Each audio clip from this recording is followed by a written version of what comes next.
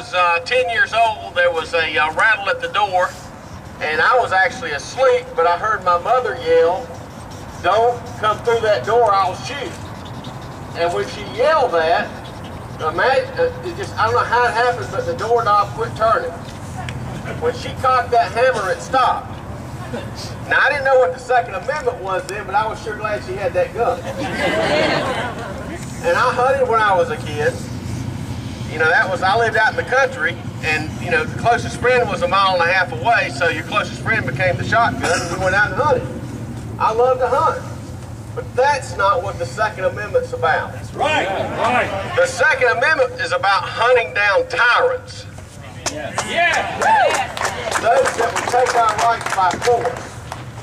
And I want to tell you, I have been in politics for a few years now, and we got to realize the media is our enemy. The mainstream media doesn't worship the same God we do. Amen. The media worships a God that they believe is in charge, and he's on Pennsylvania Avenue. And it's time we called them out for what they are. Liars! We need no king. No king but Jesus. That's what our forefathers said. So, I want to see what we're doing here today to spread out. This is grassroots. This is true grassroots. I knew about this earlier in the week. I didn't get invited to speak till yesterday. I didn't think, you know, people called me and said, "Is there going to be a turnout?" I said, "If there's going to be some patriots there, I'm going." Please look around and see who's here with you. If you look at the history of this federal government and what it's done, I don't think there's anybody among us that would defend slavery. I sure wouldn't. I think it was morally reprehensible. But you look at 1862 was the foundation of the IRS. Lincoln basically started, they didn't call it the IRS, but that's when it started. That's when the government started becoming God and taking over this country. Absolutely right. And I know, and I heard the comment earlier that there were some older people here. Now, I was born in 1970. So maybe some of y'all can help me out. What did you guys used to do to the bodies? I mean, obviously before 1960, before we had government health care, you had to be burning the bodies in the streets or something. Because surely we couldn't have had health care before the government got involved. And how did our families, how was anybody ever able to live into old age without the government providing for us? We used to have families and communities. I'm sorry, you're one of these bullhorns. What was that, ma'am? Your mother fed you right. Well, now wait a minute. Is that a Chris Christie thing? And let me tell you. Monsanto. What's that? Get rid of Monsanto food. Well, I got to tell you about Chris Christie. I noticed what he said. Chris Christie's always been against assault rifles. Yep. Since the very beginning.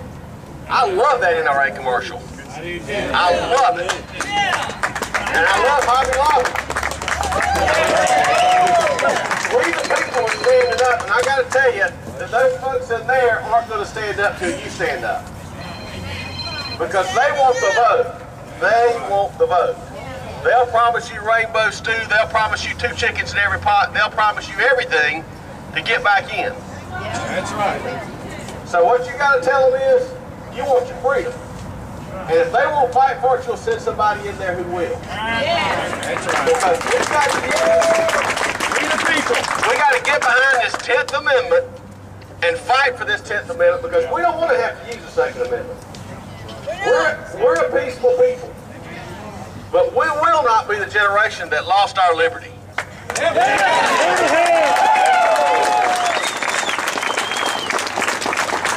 People ask me all the time, you know, I don't know what I'll tell my children. I don't know what I'll tell my grandchildren.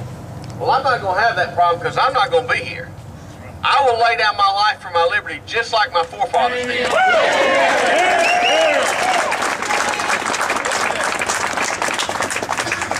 Because I believe in those same words about life is life so dear, is liberty so sweet. or his life so dear, his peace so sweet, to sacrifice liberty. And I won't do it. So let's stand firm. We got to fight them at the ballot box. We're not doing our job. We are not doing our job. We've got to be more educated. We got to follow these folks in here and the ones in D.C. Now, we've got to take the power back. I want to go over this a little bit. I was told how much time I had, and then, you know, when you're in the Senate, sometimes you kind of ramble, so forgive me, but I got a lot to cover. But you look at Washington and you look at Madison when we talk about nullification. Those guys were the founding fathers. Jefferson wrote the Declaration of Independence when he was 29 years old. These people were smart. All right? Now, we got Ginsburg running around the country saying we need to look to world courts when we decide cases. Kagan said that we need to look back to Supreme Court precedent, not the Constitution. And that's why Jim DeMint voted against her. And every senator in this country that votes for someone that will not protect the Constitution should not be reelected. We ought to primary them out.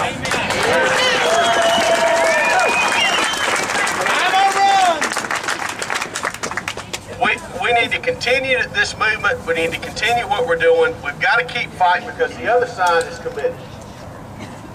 Now, if you'll look, I did take a little hard about what Obama did with his executive orders, because he showed that basically he didn't have the guts to say what he was going to do. He knew that these crowds would swell, but he called on Congress to do what they can't do.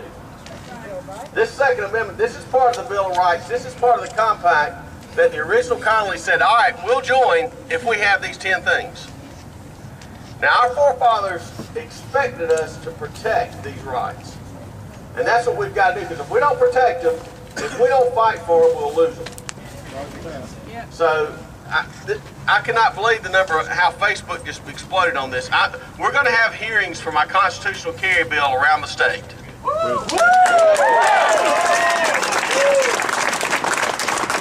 going to have one in Charleston, we're going to have one in Horry County, we're going to have one in Rock Hill, and we're going to have one in Greenville. We need huge turnouts there, so these guys know where the 50% plus one are. There you go. And we're getting this, the other side's going to gear up. I'm already getting emails about how I don't care about kids. I'm already getting hounded and all about that, but I've got 2 children of my own. And I'm going to tell you, if they were in one of those schools when this happened, I would love for a teacher to have had the ability to stop that lunatic. Amen.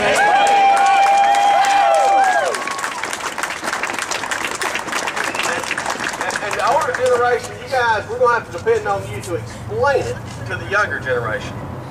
Because you guys went to school when they taught you to hunt, when you had rifle clubs. This fear of guns has got to stop. We've got to fear the federal government. That's what we've got to fear. So let's all stand firm. I thank God y'all are here. I mean, this is a great start of what could be a movement. Let's get this bill passed in South Carolina. I get emails from all over the country. We're not alone.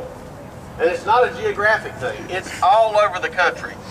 Texas is trying to take their rights back. Wyoming's trying to take their rights back. Now, these folks in here, they want to talk about things which are good things. I mean, it would be nice to have a more efficient government, although we've been working on a more efficient government since I've been here, since 88 when we first started trying to streamline government, and I'm all for that. But less government's way. And let me tell you this, people always say government ought to be ran like a business. Well, that's not true, because the goal of a business is to grow. We should never want to grow government. Government is like weeds in your yard.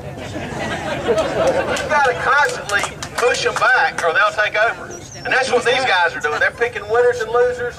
They're controlling the economy. The guys at D.C. are controlling the economy, and we're $16 trillion in debt. And now those same guys that got us $16 trillion in debt says, let us manage your health care. The guys on military spending in the past have bought $100 toilet seats tell us, let's take care of your health care.